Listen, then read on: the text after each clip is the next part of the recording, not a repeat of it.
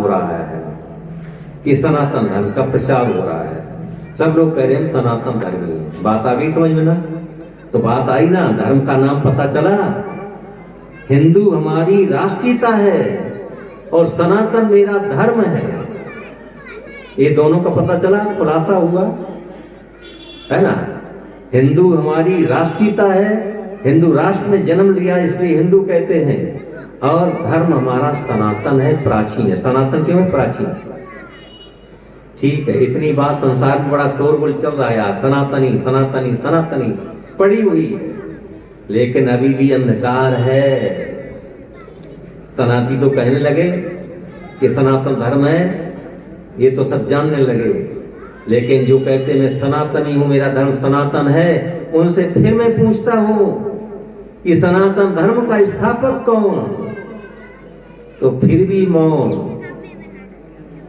कहते तो हम सनातन धर्मी हैं, लेकिन जो कहने लगे हम सनातन धर्मी हैं, उनसे फिर हमारा प्रश्न है कि सनातन धर्म की स्थापना किसने की है और कब की है और कैसे की है? इसका जवाब किसी के पास नहीं है।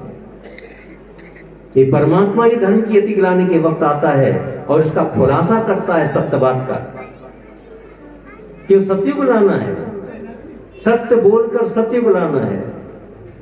तो ये खुलासा करता है कि अपने धर्म स्थापक को भी जानो, कि उस धर्म को जान लिया सनातन धर्मी, ऐसे काम नहीं चलेगा।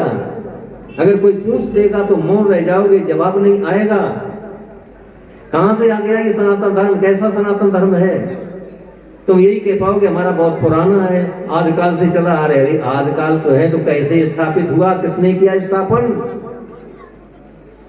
इसका जवाब नहीं किसी के पास है। उसको भी समझो खुलासा कर रहे हैं। देखिए, जितने भी धर्म स्थापक आए, उनके नाम के आधार पर, नाम की रास पर ही उनका धर्म का नाम रखा गया। जैसे इब्राहिम आया, उसने अपने धर्म विचारों की स्थापना की समाज में, उसके नाम के आधार पर इस्लाम नाम पड़ा, इस्लाम धर्म। इब्राहिम ईसा एक ही रास है, इब्राहिम इस्लाम। बौद्ध धर्म, बुद्ध जी ने बौद्ध धर्म की स्थापना की, तो बौद्ध एक राशि, धर्म स्थापक और धर्म की राशि एक। क्राइस्ट क्रिश्चियन एक राशि। इसी प्रकार से खुलासा करते हैं कि हमारा धर्म का नाम यदि सनातन धर्म है, तो इसकी एक रास वाला ढूंढो, कोई सनातन धर्म से मिलती हुई रास वाला कोई व्यक्ति होगा इस संसार में, उसी के नाम पर इस धर्म की स्थापना हुई है। अगर आप लोगों के दिमाग में, मस्तिष्क में कोई आता है, सनातन धर्म से मिलता जुलता कोई नाम आता है सृष्टि में, तो आप बताएं, जिससे हमें अपने धर्म स्थापक का नाम क्लियर हो जाए, खुलासा हो जाए। नहीं आप बताएंगे, हम जानते हैं। देखिए, कहते ब्रह्मा ने जब सृष्टि रची,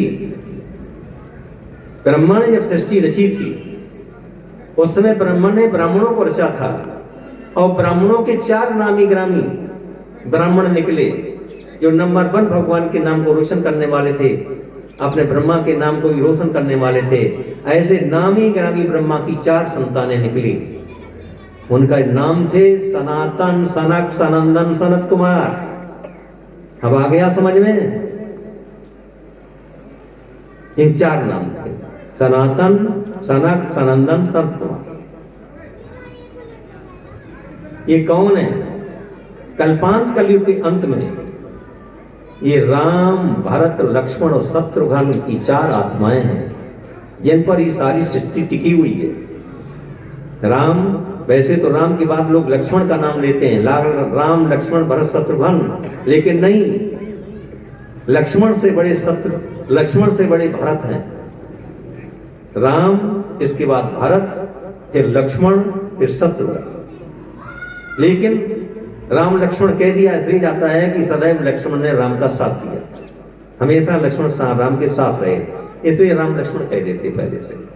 लेकिन उनका नियम, उनका जो है ऊंचाई नीचाई उम्र में अंतर के आधार पर हैं, पहले राम, फिर भरत, फिर लक्ष्मण, फिर शत्रुघ्न। तो अब इस प्रकार से जो है पहला राम की आत्मा है। तो जब ब्रह्मा ने सृष्टि रची तो ब्रह्मा के 4 नामी ग्रामी निकले, सनातन, सनक, सनंदन, सनत कुमार। तो स्वयं परमपिता परमात्मा निराकार जब आया तो एक युगल के रूप में प्रवेश उसने किया, एक साधारण पुरुष के तन में प्रवेश किया। युगल माना राम और सीता की आत्मा।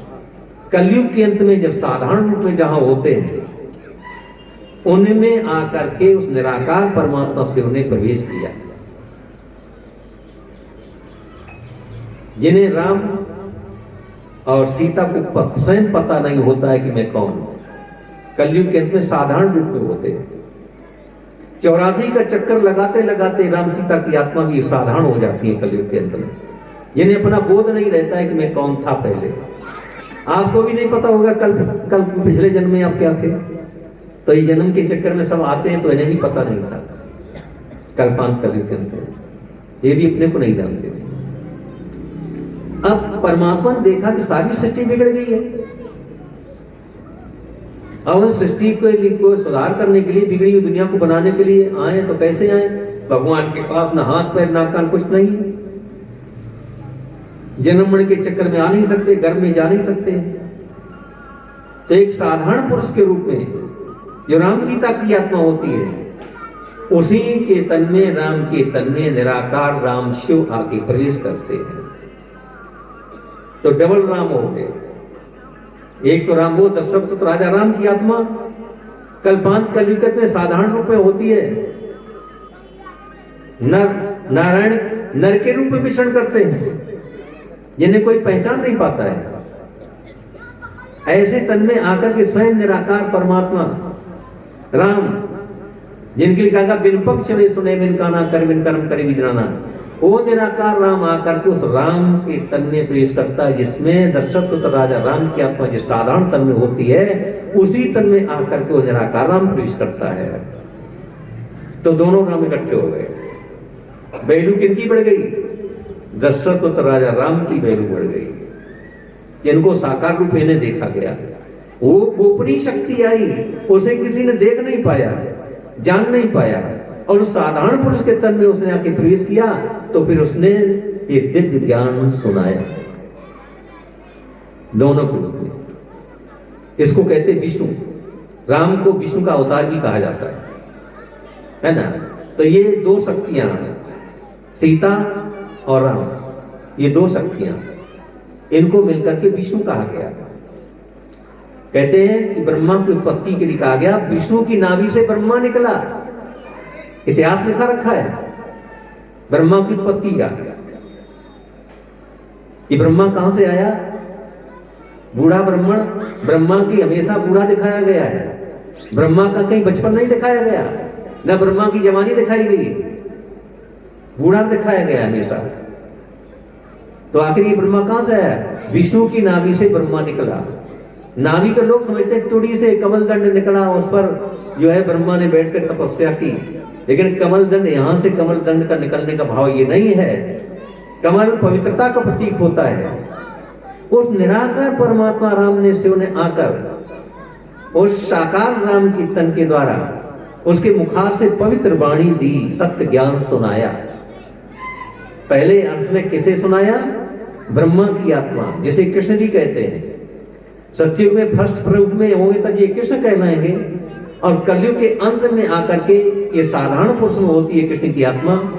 तब उनको ब्रह्मा, उनको ही ज्ञान सुनाया, कृष्ण की आत्मा को सुनाया। किसने सुनाया? उस निराकार राम ने, साकार राम ने प्रविष्ट होकर और कृष्ण की आत्मा को ज्ञान दिया। जब कृष्ण की आत्मा को ज्ञान प्राप्त हुआ है ना, तो इसको कहते विष्णु की नाभि से ब्रह्मा निकला। जब ब्रह्मा की समझ में आ गया, कृष्ण की आत्मा साधारण रूप में थी सुनने वाली, उसकी जब समझ में आ गया है ना, समझ में आ गया, तो उस ज्ञान के पथ पर चलना स्वीकार किया। तब वो स्वयं परमपिता परमात्मा ने विष्णु द्वारा उनको नाम दिया प्रजापिता ब्रह्मा। ये नाम कौन रखता है? जो पिता बनेगा। विष्णु की नाभि से ब्रह्मा निकला तो विष्णु कौन हो गया? पिता हो गया। विष्णु माना युगल। कोई चार भुजा माना आज तक कोई देवता नहीं पैदा हुआ है ना। दिखाया गया भुजा शक्ति का प्रतीक होती है। तो दो भुजाएं राम सीता की और दो भुजाएं राधा कृष्ण की, इन चारों शक्तियों को मिलाकर के विष्णु चतुर्भुज दिखाया गया है। दिखाने वालों ने भुजा शक्ति का प्रतीक होती है। चारों शक्तियां एक हो जाती हैं, एक ही तन में विराजमान होती हैं, उसको विष्णु रूप कहा जाता है। लेकिन ये साधारण रूप में होते हैं, इसलिए विष्णु को काला दिखाया गया है। विष्णु को हमेशा सांवला दिखाया जाता है, राम को सांवला दिखाया जाता है, कृष्ण को सांवला दिखाया जाता है। ये सब सांवले क्यों दिखाए गए? जब कलयुग के अंत में जब होते हैं तो साधारण रूप में होते हैं, ये भी आत्माएं काली हो जाती है। उस तन में ही निराकार परमात्मा आके प्रवेश करता है। राम में राम प्रवेश करता है और कृष्ण को ज्ञान देता है। क्यों? सबसे ज्यादा यही बिगड़े। दुनिया तो बिगड़ी, लेकिन यही सबसे ज्यादा बिगड़ते हैं कलयुग के अंतिम का। यही सबसे ज्यादा सुधरे होते हैं और यही कलयुग के अंदर सबसे ज्यादा बिगड़ जाते हैं। राम और कृष्ण की आत्मा, राम के साथ सीता जुड़ी है और कृष्ण के साथ राधा जुड़ी हुई है। तो ये चारों शक्तियां हैं और ये सबसे ज्यादा बिगड़ जाते हैं। तो उस निराकार राम को इस दुनिया को फिर से बनाने के लिए पहले इन्हीं पर धावा बोलना होता है कि ये अगर सुधर जाए तो दुनिया सुधर जाए। अगर ये सुधर जाए, आपके भी बच्चे होते हैं, कोई कोई बच्चा ज्यादा ढीठ होता है, ज्यादा बिगड़ा हुआ होता है, तो आपका कहते हैं जो बच्चा अगर सुधर गया तो भाई सब बच्चा सुधर गया। ऐसे परमात्मा भी पिता ने देखा कि सबसे ज्यादा तो यही बिगड़े हैं। राम और कृष्ण जो 16 कला धर्मचक्रवान थे सत्ययुग में, 14 कला धर्मचक्रवान थे राम, और वो ही आकर के कलयुग के अंत में कलाहीन हो गए, उनकी सारी कलाएं समाप्त हो गई। यही सबसे ज्यादा बिगड़े हैं। तो परमात्मा कहते ये अगर सुधर जाए तो सब सुधर जाए। तो एक कृष्ण की आत्मा को सुधारने के लिए राम के तन में निराकार राम प्रवेश करके उनको उनकी कहानी सुनाता है। तो जैसे ही कृष्ण की आत्मा साधारण रूप में सुनती है तो उनकी सोई हुई शक्ति जागृत होती है। सोई हुई शक्ति जागृत होती है। कैसे? या आपने देखा होगा, टीवी में देखा होगा कि राम बैठे हैं, सभा लगाए हैं, वानरों की सभा लगी हुई है और सीता की खोज चल रही है। किसी ने कहा कि समुद्र के पार लंका में सीता है, इसी पर विचार कर रहे हैं, राम बैठे हुए सभा लगी है। अब प्रश्न आता है कि समुद्र को लांघ कर कौन जाए लंका में? इस बात पर चिंतन चल रहा है। राम किसी से कह नहीं पा रहे, बता रहे कि लंका कौन जाएगा। सब मौन बैठे हैं, किसी की हिम्मत नहीं समुद्र को लांघना। तो राम ने कहा है, हनुमान तुम इस समुद्र को लांघ सकते हो। जैसे ही राम के मुख से ये आवाज निकली, तुम इस समुद्र को लांघ सकते हो, टीवी में दिखाया होगा एकदम हनुमान का विशाल रूप बनकर के तैयार हो जाता है और उनको निश्चय हो गया कि भगवान ने कह दिया तुम लांघ सकते हो तो जरूर मैं लांघ सकता हूं। उनकी सोई हुई शक्ति जागृत हुई। उन्हें नहीं पता था मैं क्या कर सकता हूं, लेकिन राम के कहने से उनकी सोई हुई शक्ति जागृत हुई और कहते राम ने जो है समुद्र को लांघा और सीता की खोज किया। इसी तरह से जब देखा ये कृष्ण की आत्मा जो 16 कला धर्मचक्रवान थी, ये सबसे ज्यादा बिगड़ गई, इसकी सारी कलाएं समाप्त हो गई कलयुग के अंत में, धन की अतिकलानी हो गई। तो भगवान का विचार चला कि इसको पहले सुधारा जाए, कृष्ण की आत्मा को। तो जो 14 कला धर्मचक्रवान थी राम की आत्मा, उसके तन में प्रवेश होकर और इनको ज्ञान सुनाया। इसको कहते विष्णु की नाभि से ब्रह्मा निकला। ज्ञान क्या सुना? इनकी कहानी सुनाई, कृष्ण की कहानी, इनकी कथा सुनाई। सुनाई कि वाह तुम्हारी ये दशा हुई है, तुम विषयों में लिप्त हो गए हो, विषय सागर में गोता खा रहे हो, तुम कामी क्रोधी लोभी मोही अहंकारी बन गए हो, तुम नहीं जानते हो कि तुम कौन थे। तुम्ही तो 16 कला धर्मचक्रवान थे सत्ययुग में कृष्ण। आज जगह जगह पर तुम्हारी पूजा हो रही है, तुम्हारा अंग अंग पावन था, आज तुम्हारी महिमा हो रही है। जब ये बात कहानी जब साधारण रूप में कृष्ण की आत्मा ने सुनी कि वो मैं ही कृष्ण था, मेरी आज जगह जगह पूजा हो रही है। मैं ही 16 कला धर्म चक्रवान था, आज मैं विषयों में फंस चुका हूं। तो सोई हुई शक्ति जागृत हुई और सोचा कि जब मैं ही कृष्ण हिम्मत था और 16 कला धर्म चक्रवान था, तो आज से मैं प्रतिज्ञा करता हूं कि आज से विषय विकारों में नहीं जाएंगे। आज से विषय विकार में हम नहीं जाएंगे, हम इस विषय सागर से निकल आएंगे। तो माना वहां पर प्रतिज्ञा की, तो माना ये कृष्ण की आत्मा विषय सागर से निकली। ब्रह्मा की आत्मा विषय सागर में जो गोता खा रही थी, कामी क्रोधी लोभी वो अहंकार सप्तरज समुद्र में गोता खा रही थी, वो फिर जाकर के ब्रह्मा की आत्मा जब निकली, दृढ़ संकल्प जैसे किया, तब उस निराकार राम ने उस साकार राम के द्वारा उनको नाम दिया ब्रह्मा। तब नाम पड़ा ब्रह्मा। इसलिए ब्रह्मा की जवानी नहीं दिखाई गई, ब्रह्मा का बचपन नहीं दिखाया जाता है, क्योंकि बुढ़ापे पर ये ज्ञान मिला है इनको। जब ज्ञान मिला और उन्होंने दृढ़ संकल्प पक्का इरादा किया, तब इनका नाम स्वयं भगवान ने विष्णु के द्वारा नाम दिया ब्रह्मा। तब इनका नाम पड़ा ब्रह्मा। फिर कहते ब्रह्मा ने क्या हुआ कि कहते कमल दंड से कमल दंड निकला और एक कमल के फूल पर बैठ करके ब्रह्मा ने बहुत काल तक तपस्या की। ये इतिहास सुनाया जाता है, लेकिन उसका अर्थ नहीं समझते। नाभि से कोई कमल दंड नहीं निकलता है। कमल दंड पवित्रता के प्रतीक है, पवित्र वाणी का प्रतीक है। विष्णु के मुखारविंद से पवित्र वाणी निकली, क्योंकि उस परम पिता परमात्मा ने आकर के विष्णु के द्वारा ज्ञान दिया था, वो पवित्र वाणी थी, उसी को कमल दंड कहा गया है। और कमल के फूल पर बैठकर मतलब है इसका कि जो विष्णु के मुखारविंद से जो वाणी निकली थी, उस वाणी को ब्रह्मा ने अपना आसन बनाया, अर्थात उसका आधार दिया।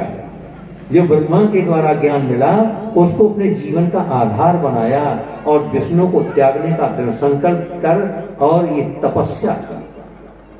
काय भी बैठक कमल के फूल पर, कोई पानी के सागर की बात नहीं है। पानी के सागर में खिले हुए पुष्प के ऊपर कोई बैठ जाए तो डूब जाएगा। ये पानी के सागर की बात नहीं है, एक कलयुग के अंत में विषय सागर की बात है। जब सब विषय सागर में गोता खा रहे होते हैं, ऐसे समय में स्वयं परम पिता परमात्मा आकर विष्णु के द्वारा ब्रह्मा को ज्ञान देता है और नाम रखता ब्रह्मा। तो विष्णु की मुखारविंद से निकली हुई पवित्र वाणी को अपने जीवन का आधार बना करके तपस्या करना, त्याग करना, बुराइयों का त्याग करना, और बुराइयों को त्यागने में जो कष्ट हुआ तो ब्रह्मा ने वो त्याग और तपस्या की है। ऐसे ब्रह्मा ने जब त्याग तपस्या की, तब इसके बाद कि क्या होता है, आगे का खेल चलता है कि इधर विष्णु जिस युगल में थे उसका अंतिम समय आया, क्योंकि जो शरीर में आएगा उसको सही छोड़ना एक दिन।